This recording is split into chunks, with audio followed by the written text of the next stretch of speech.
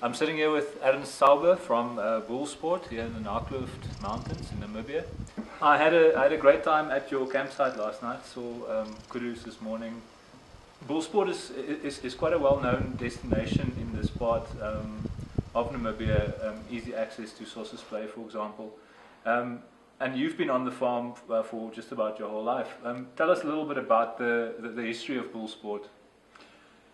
Yeah, Bullsport is probably one of the oldest farms in Namibia.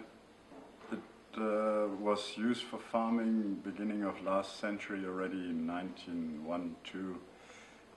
In the beginning it was not a farm that was sold off to a farmer because there was some public interest from the government at that stage. They had an old police station here, which they set up here, so they always rented it out till about 46, 47.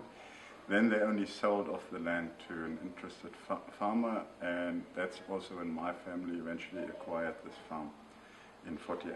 1948. Mm-hmm. Mm-hmm. What are the attractions on the farm, activities that people can do here? We've got a mountain landscape. The Naukluft is geologically an alien to the area.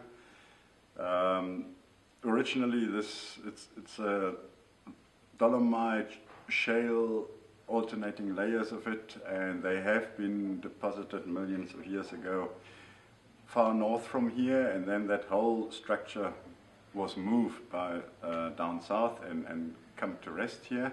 And that's why it's an alien in this area.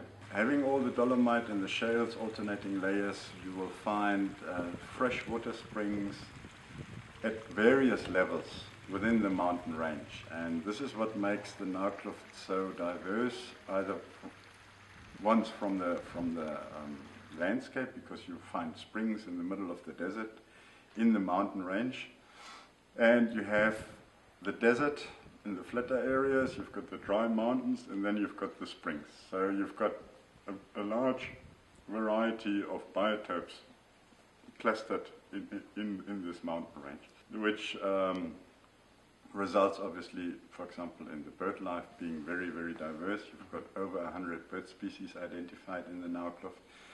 You've got all the endemic game, obviously springbok, kudu, oryx, klipspringer, which is also endemic to the mountain specific. Yeah, and then from the attraction side, obviously to open this up, being a mountain, you cannot just drive all over the place like you could do in the flat parts. So most of the beauties of the mountains can only be discovered on foot. Mm-hmm. So there are lots of hiking trails. We ourselves have got about 10 different hiking trails from 1 hour to about 6, 7 hours long. Next door in the park they've got 2 so-called day trails. One is 5 hours, the other one is 7 hours. They've got even an 8-day trail, which is very, very long, but that is one of the toughest in the world, I would say. But for those who are serious hikers, that is a challenge that they definitely have to do once in their lifetime. Mm-hmm. Yes, I'm a bit scared of it.